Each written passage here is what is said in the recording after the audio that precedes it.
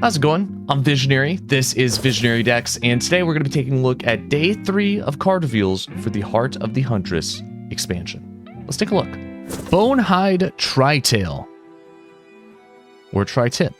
4 mana 3/2 from Noxus with Overwhelm. It is a cat. Card art is sick for this one. I love the card art. When I'm summoned, grant me +1/+1 for each different subtype other allies have. Interesting. I thought this was going to really like lean into the cat archetype, but apparently not. It's just like it wants you to play different subtypes. I mean, it has Overwhelm. That's not bad. It's not that hard to play like other subtypes.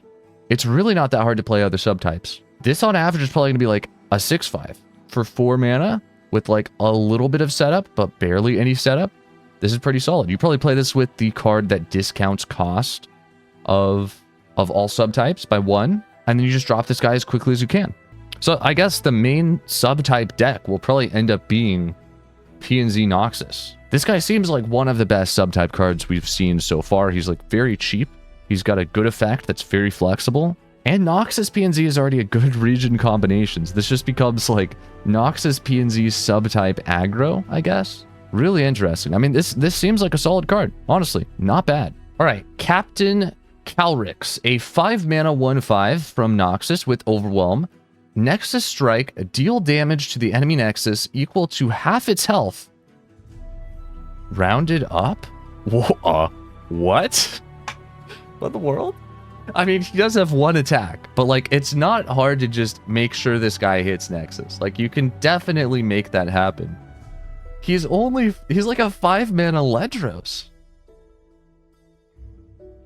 That's insane. Okay, so there's 2 ways this guy could work, right? He could either, let's say, deal 2 to the opponent's Nexus, then take away half their health, or he could take away half their health, then deal 2 to the opponent's Nexus. I don't know. I'm going to assume the way it works is the first option, but I mean, he seems like a great card. It's not that hard to buff him to just a very high attack, especially with Hallowed. I feel like this guy's a Hallowed card, isn't he? Like, you play a few Hallowed units early game, you drop this guy on 5, he probably has like 4 attack at least, and then he takes away half the opponent's health. He seems broken. He seems broken beyond belief. Like, thank goodness he has 1 attack. Even that might be too much. He might need like 0 attack. He might need -2. What in the world, man? Wow. All right. I mean, this guy means business. Insane card. Absolutely insane card. All right, Ravenborn Tome, a 2 mana. Oh, this is equipment. +1 equipment from Noxus. When my bearer plays a skill, copy it. That is sweet. I love that. I feel like this is so overdue. Having some sort of like skill copy card or like choose a skill card. I've wanted that for such a long time. It's so cool to finally have it. Wow. Okay, I mean, being in Noxus, this is probably just going to go on Annie. I mean, anyone who plays an Annie deck would just love to play this card. It's the perfect curve. Annie into this. I mean, this is insane with Annie, isn't it? Not only does she deal 4 total with her skill, but she also does an extra 1. This is just like Annie Jin buff. This is the best Annie Jin buff Annie Jin could ever get. Why is this so strong? This shouldn't be in Noxus, dude. If they just didn't put it in Noxus, this would be like balanced. But it's in Noxus. It's only going to be Annie Jin. You could put this on Sump Workers, which is kind of interesting. Then when the Sump Worker attacks, it hits face for 1 extra, and it also deals 1 to the extra. Okay. 1 Sump Worker with this is a full board wipe if you have Broadmane. Sump Workers with Broadmane might actually be slightly, almost maybe playable now. The only problem is we're still missing Iterative Improvement and Blood for Blood. Rest in peace. The fact that they rotated those 2 cards kind of makes Sump Workers unplayable, but part of me wants to build a Sump Worker deck with this. Honestly, for the most part, this seems like it's only really going to be useful for aggro decks. It is a little bit of a risk to spend 2 mana to play an equipment on like a 1 HP unit. If you're playing aggro, most of your units are going to be pretty easy to kill. Yeah, I don't know. The thing about this card is you have to equip it onto something that has a skill, and most units that have a skill only happen like the moment you play them. right? So you can't duplicate like Riptide Rex's skill. You can't duplicate... Actually, you could. If you play Riptide Rex, and then you play this on Riptide Rex, and then you play the card that reactivates an ally's plunder effects, Riptide Rex's skills would get doubled, which is so stupid because I don't even think you could... I think this would give you maybe like 2 more cannon barrages before stack is filled. Riptide Rex does what, like 6, 7 cannon barrages? So if this duplicates that, I mean, the max skills you can have at one time, I believe, is 9. You get 2 more cannon barrages. You know, this is, I mean, there's just no point in playing this with Riptide Rex, but it is kind of funny. It's just funny that you actually can use this with them, technically. Yeah, I don't know. I mean, the way I see it, this is an aggro card, 100%. There's so many 1-drops that have skills that this works with. There's Annie, there's the 2-1 from Noxus, there's the 2-2 from Bilgewater, that need you to have an equipment before it even plays its skill. This is huge synergy for that unit.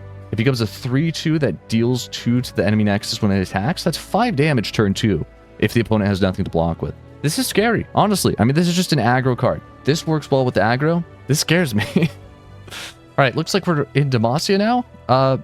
Scrutinizing Sergeant, 5 mana, elite. It's a 3-3.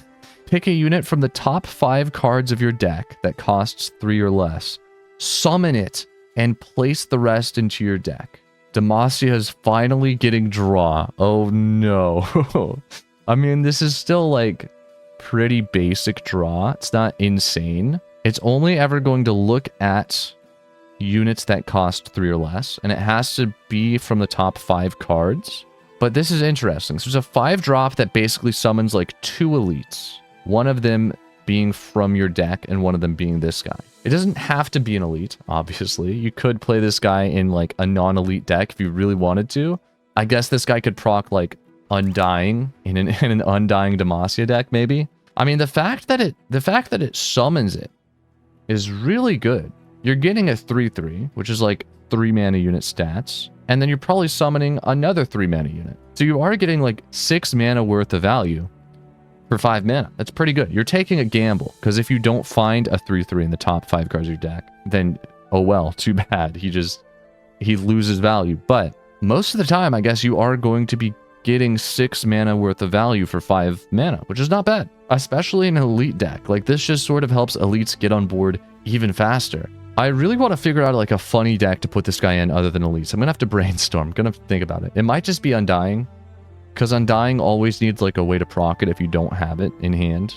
But this guy is like 5 mana. It's a little bit expensive to play this guy just for an Undying proc. I don't know. All right, Crested Lionhawk, a 6 mana 5/5 tough bird from Demacia.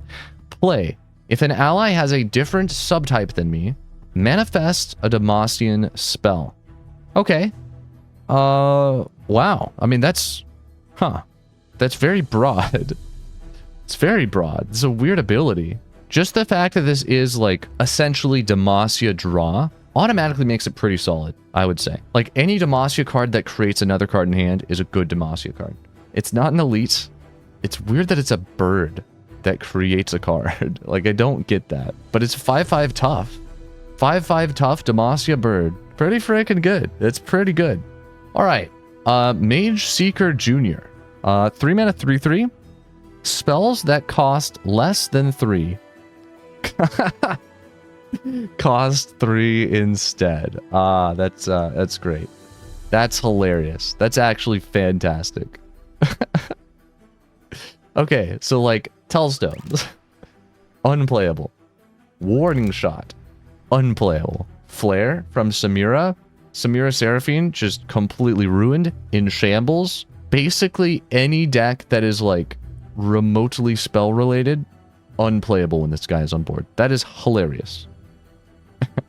Now, the only unfortunate thing is if you want to remove this guy, you're already spending 3 mana, right? So a lot of games, like, you'll slap this guy down, haha, entire opponent's hand now costs 3.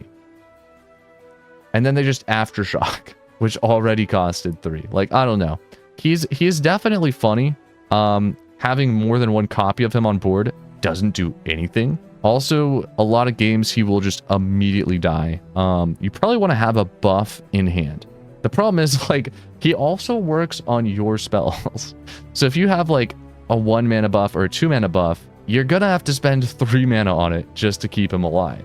If you want to play Form Up, it's gonna be 3 mana. He's funny. Like, if you want to play Stony Suppressor, you want to play this guy, you want to play Petricite Pillar, all those cards add up quick. Like, the opponent's hand is going to be unplayable fairly quickly if they're playing Karma, if they're playing Seraphine, if they're playing anything that is just, like, not unit-based.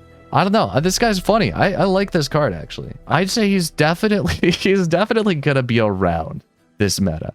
We're going to have to deal with this guy. I think because this guy exists, if you're playing P&Z, you definitely want to be playing Aftershock now. Aftershock's just going to be a card you have to play if you're playing P&Z. But yeah, that's it for today's card reveals. Thanks for watching, and I'll see you tomorrow for day 4. Peace.